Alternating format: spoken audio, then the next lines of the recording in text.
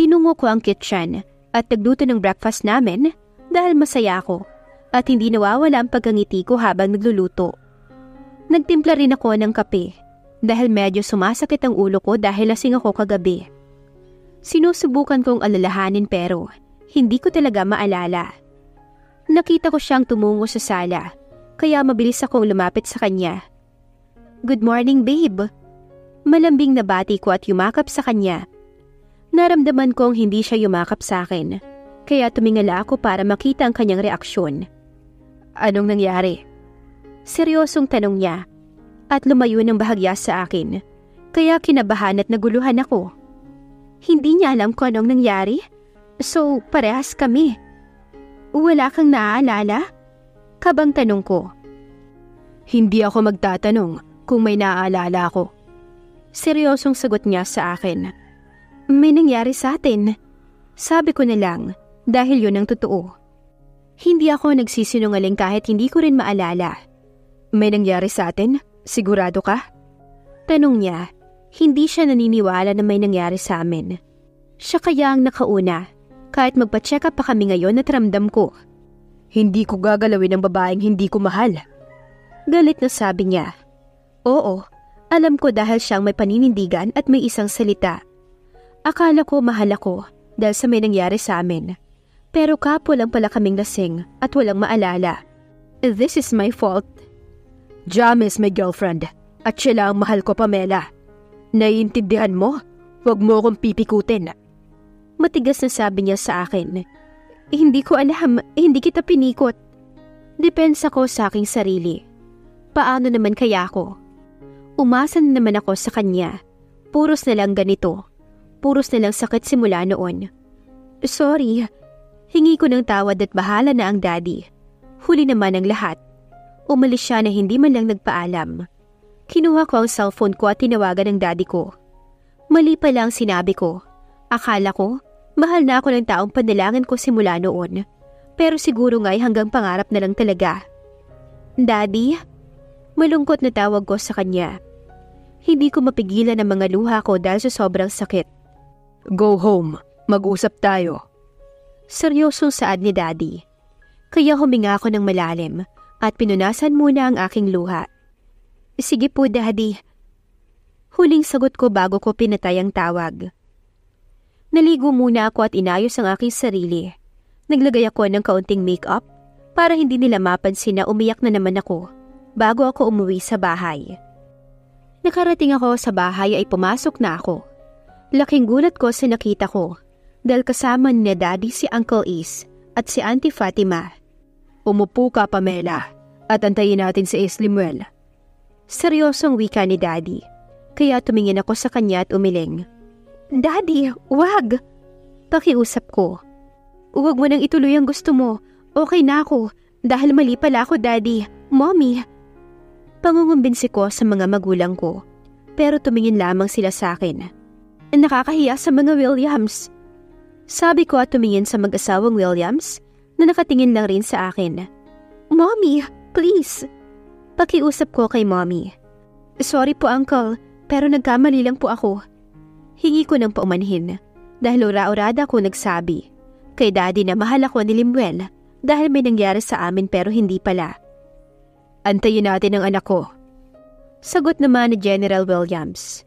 Daddy, please. Pakiusap ko ulit kay daddy pero tumingin lang siya sa akin. Sad to say, hindi ko na mababali ang paninindigan niya. Huminga ako ng malalim at yumuko na lang rin dahil wala na ako magagawa.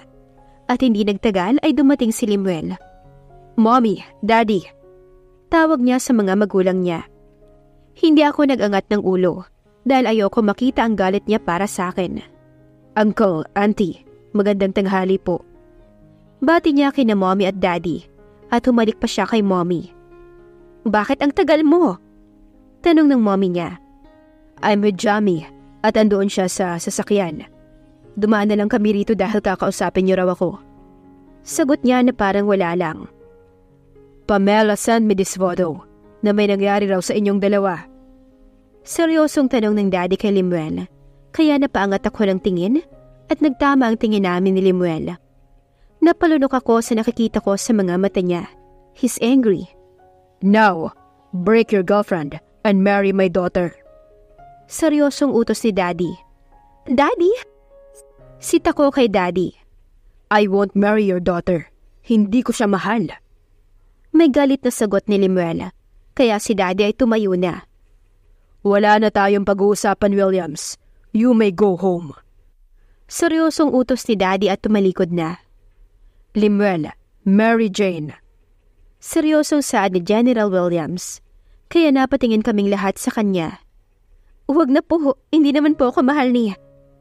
I know you're thinking, I'll let him marry your daughter.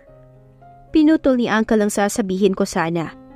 Ewan ko, maling-mali ito. Good. Sagot naman ni Daddy. You may go home. Pagpapaalis ni Daddy sa kanila. Lumapit sa akin si Lemuel at hinatak ako palabas. Wala siyang pakialam kahit nasa poder siya ng bahay namin. Ano bang nasa isip mo? Galit na tanong niya. Bakit mo sinabi sa kanila na may nangyari sa atin? Sunod-sunod na tanong niya. Nababaliw ka na ba, Pamela? Akala ko kasi mahal mo ko dahil may nangyari sa atin. Yukong sagot ko rin. Ano ba yan, Pamela? Galit na sigaw niya kaya napaatras ako. Mahal? Tanong niya. Girlfriend ba kita para mahalin kita, ha? Seryosong tanong niya kaya umiling ako. See? Huwag mong aasahan na mamahalin kita dahil hindi mangyayari yun. Sigaw niya. Fix this mess, Pamela. Dahil kapag kinasal tayo, hinding-hindi kita mapapatawad. Huling sabi niya at iniwan na akong tulala. Mabilis akong pumunta sa kwarto nila Daddy at umiyak ng umiyak. Daddy, please. Pakiusap ko sa kanya. Let him free. Masakit, Daddy. Ayaw ko ng ganito. Iling kong sabi. Hayaan mo silang magdesisyon. Sagot naman niya. Daddy. Saad ko ulit at sinubsob ang mukha ko sa dibdib niya at binuhos ang hinanakit ko doon. Daddy is my comfort zone simula nung bata pa ako dahil daddy's girl ako. Pero babae ka, anak. But Gerald cannot tolerate Lemuel about what happened between you and him. Dahil isa sa prinsipyo ni Gerald, ang hindi maangrabyado ng isang babae. Hindi ako papakasal sa taong hindi ako mahal dahil ako lang kawawa. Sabi ko habang pinapatahan niya ako. Your Uncle Ash said, love is a choice. Sagot ni Daddy, kaya napaangat ako ng ulo at tumingin sa kanya. Pero ayaw kong makasakit sa kapwa ko, Daddy. Kahit ako na lang masaktan, wag lang sila. Everything happened for a reason, anak. Wika niya sa akin. Hindi ko na talaga mababago ang gusto nila. Nakakahiyaman sa Williams. Pero wala na rin ako magagawa. Then after a week, kinasal kami ni Lemuel sa West. Dahil isa sa pakiusap niya, ay huwag malaman na kasal na siya sa akin. Kaya pumayag na rin ako para matapos na. He didn't use a ring, kaya nasasaktan talaga ako pero andito na. Haharapin ko na lang talaga. Nagsama kami sa bahay niya. Nakakapagawa lang malapit ito sa bachelor home. Pero he's always busy and go back for training dahil sa promotion. Kaya palagi ako mag-isa. Humingi ako ng tawad sa girlfriend niya sa nangyari. Dahil yun ang dapat. Pinaliwanag ko ang lahat pero wala pa rin. I'm sorry. Hingi ko ng tawad. Lasing kasi ako nun. Sabi ko. Alam mo naman na kami, hindi ba? Tanong niya kaya tumango ako. Sorry again. Sabi ko pa. Pero hindi ko kayo pipigilan. Huwag mo siyang hihiwalayan. Nakikiusap ako sa'yo. Mahal ka ni Lemuel simula pagkabata niya. Sadyang lasing lang talaga kami pareho. At sensitive lamang ang magulang namin. Sa tingin mo ba, hihiwalayan ko siya? Ha? Tawang tanong niya. Siya na rin ang nagsabing, sa papel lang kayo kasal. Hindi ikaw ang mahal niya. Ako. Seryosong sagot niya sa akin. Tama naman kasi siya. Sige, salamat. Paalam ko sa kanya at yumuko na lang. Dahil ginagalang ko siya. Simula noon hindi ko na inasahan na mamahalin ako ni Lemuel. Dahil simula pagkabata ko ay umasa lang ako. Umasa ako noong 18th birthday ko na darating siya. Nag-prepare pa naman ako ng kanta. Dahil nag-rehearsal pa ako noon kasama ko pa nga si JB. Para maganda ang preparation ko. Gusto ko siyang kantahan sana habang sumasayaw kami. Dahil siya sana ang 18 roses ko. Pero binigo niya ako. Dahil hindi siya pumunta at binaliwala niya ako dahil magbabantay raw kay Jamie. Naalimpungatan ako dahil sa mahinang sunod-sunod na pagtapik sa aking pisngi. Napaungol pa ako dahil masarap na ang panaginip ko. You're dreaming. Sabi niya sa akin. Kaya napamulat ako ng mata at nag-inat pa para mabuhayan ang dugo ko. Thank you. Sagot ko sa kanya at bumangon sa kabilang kama malapit sa bed niya. Kumusta ang pakiramdam mo? Tanong ko sa kanya at lumapit dito. Kumuha ko ng upuan at umupo sa harapan niya. Okay na ulit. Mahinang sagot niya. At siya naman ang humiga pero nakaharap sa akin. Hinaplos ko ang buhok niya habang nakatingin sa maamo niyang muka. Thank you for fighting my life. Sad niya sa akin. Bakit ba kasi ayaw mong mahalin kita? Tanong ko pero ngumiti lamang siya. Mahal mo ako bilang isang nakatatandang kapatid o kaibigan dahil hindi ko mabibigay sa iyo ang pagmamahal na gusto mo. Seryosong sagot niya at kinurot ang baba ko kaya napagiti na lang ako. Inasikaso ko muna siya at nagstay muna ako para kahit papaano, alam niyang may kasama siya sa laban niya sa buhay. Dahil hindi ko rin siya susukuan. Kung sakaling progressive ang katawan niya, masasabi kong matagal pa ang kanyang buhay. I'm dying. Sabi niya sa akin, kaya napaiwas ako ng tingin. Hinaplos niya ang pisngi ko kaya mabilis kong hinuli ang kanyang kamay upang pisilin ito. Alam mo yan, Pamela. Malungkot na sabi niya. Ako naman ay mabilis na umiling dahil gumagawa ako ng paraan para kahit papaano ay humaba pa ang buhay niya. Basta functional ang katawan niya. I won't let you die. Alam mo rin yan. Sagot ko rin at tumayo bago hinagka ng noo niya. Thank you so much for being here with me. Pasalamat ko sa kanya. Maraming salamat din dahil andyan ka rin sa akin. Sagot niya rin. I love you so much, Pamela, but I don't want to let you love me back. Maramdamin niyang saad. Hinaplos niya ang aking mukha. Dahil yun ang palagi niyang ginagawa. Pumikit ako nung tumulo ang kanyang luha sa magaganda niyang mga mata. I wipe it with my thumb at ngumiti. Habang may bukas, may pag-asa. I declare healing, AJ. As always, kaya nilalaban kita. Thank you for loving me. Thank you for being with me. Kahit alam mong ang sakit-sakit na. Malungkot na wika ko. Ang mga bisig niya lang kasi ang iyakan ko. Ng mga nararamdaman ko pang sakit sa buhay, noon hanggang ngayon, dahil hindi niya ako iniwan. Siya ang nakakaalam ng lahat kung paano ako nasaktan at kung paano ako umasa sa wala. Siya rin ang dahilan kung bakit ko siya nilalaban, dahil natatakot akong mawala siya. Siya lang kasi yung taong nagmamahal sa akin at hindi ako sinasaktan. He is my greatest love, pero hindi kami ginuhit ng tadhana. Kaya we're still best friend. Hanggang doon lang. Dahil alam naman namin na doon lang kami iginuhit. Dahil sa mga bagay na hindi pwede. You'll always be here. Sabi niya sa akin at kinuha ang kamay ko bago tinapat sa bandang dibdib niya. Thank you. Sagot ko sa kanya. Ayaw niya talagang mahalin ko siya simula noon. Dahil alam niyang hindi niya maibibigay ang pagmamahal na walang hanggan sa akin. Pero ang unfair ng kapalaran, there's always love is a choice. Kaya nga handa ko siyang mahalin, but he cannot. Gusto ko nang mag-move on sa nakaraan sa totoo lang. Gusto ko na din sanang hindi na lang masaktan at maging manhid na lang. Gusto ko ng payapa at walang iniisip na nakasira ako at nakasakit ako sa kapwa-tao. Dahil daladala ko yun, dahil sinisisi ako. Kung pwede lang sanang hilingin na siya na lang, pero hindi, malabo. Tumunog ang cellphone ko, kaya napatayo ako at kinuha ito sa loob ng bag ko bago sinagot. Hello? Malumanay na sagot ko. Where are you? Seryosong tanong ng kabilang linya at mahaba pa ang hininga niyang pagsasalita. Nagtitimpi lang ito sa galit. Let's sleep. It's already midnight. Sita sa akin ni JB, kaya mas lalo akong nataranta. Wow! Patawang sabi niya sa kabilang linya. At hindi na nagsalita pa. Tumulo na lang ang luha ko. Pero akala ko'y wala na siyang sasabihin pa. Pero nataranta ako nang sumigaw siya sa kabilang linya. Pamela! Galit na tawag niya sa pangalan ko. Hindi na talaga niya napigilan ng galit niya sa akin. Ang asawa mo kanina pa naghihintay rito at nababaliw na sa kakahanap sa'yo. Samantalang ikaw, may ibang lalaking nilalandi. What? Sigaw niya sa akin. Magsasalita pa lang sana ako nang pinatay na niya ang tawag. Ang loko din talaga. Simangot kong wika at binaba na ang telepono. Jealous? Nakangiting sabi niya tumagilid ng higa. Bukas ka na umuwi, gabi na. Sabi niya sa akin. Bumukas ang pinto ng private room niya at pumasok si Doc PJ.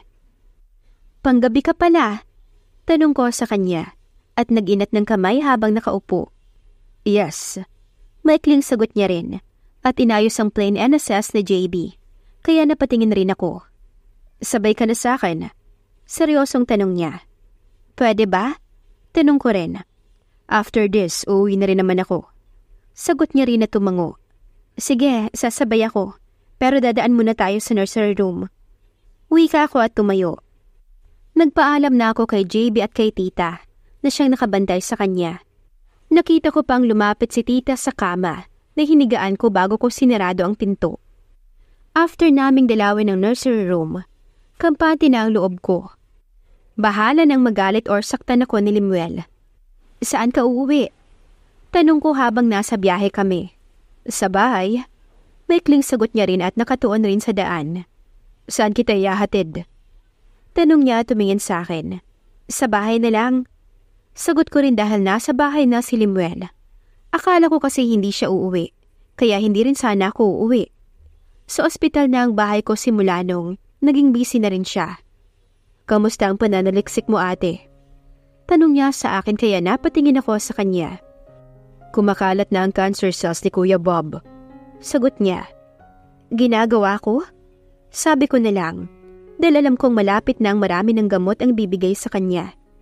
Nakakaawa na rin siya, buti tinatanggap rin ng katawan niya. Salamat sa paghatid. Sabi ko at bumaba ng sasakyan.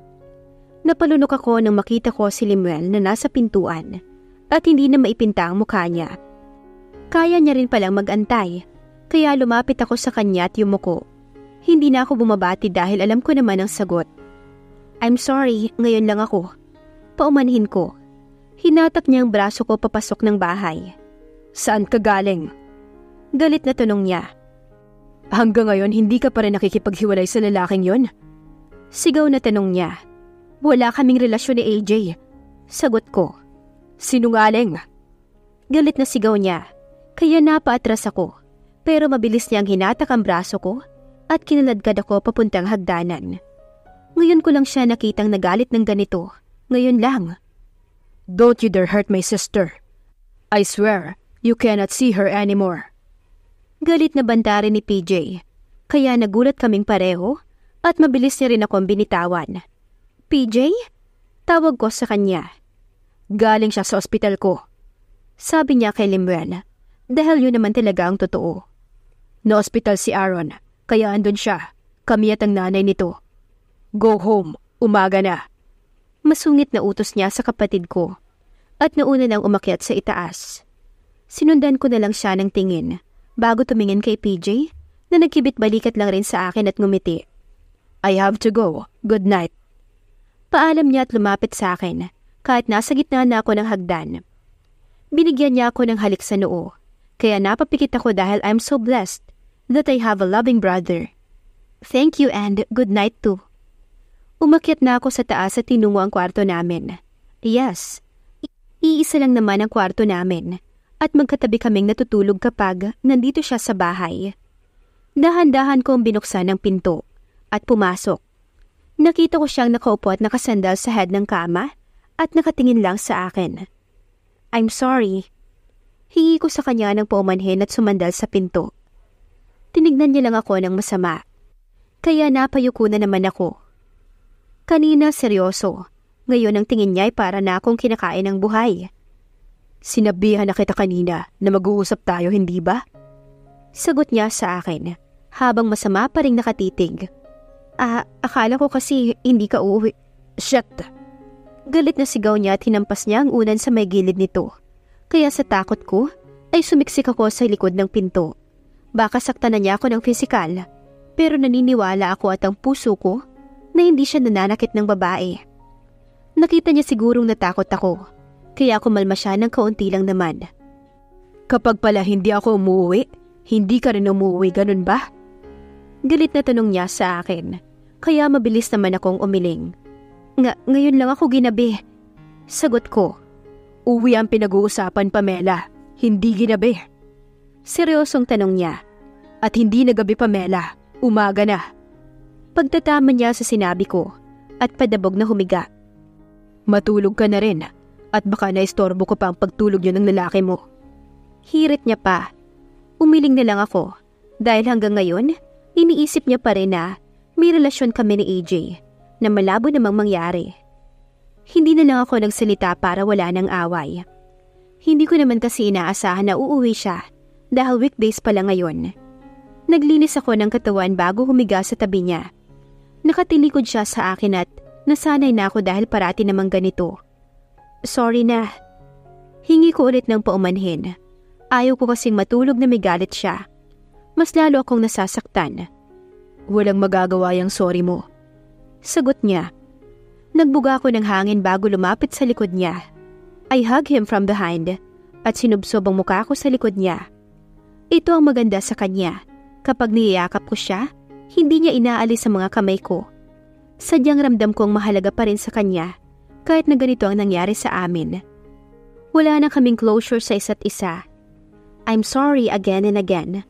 Sabi ko. Yung sorry mo na again and again cannot change the past. Malungkot na sagot niya. One day, unang sabi ko, you'll get free from me dahil ginagawan ko na ng paraan. Dugtong ko pa sa unang sinabi ko at pumikit habang nakayakap sa kanya. Ito pa rin ba ang gusto ni Limuel? Ang maging malaya kay Pamela?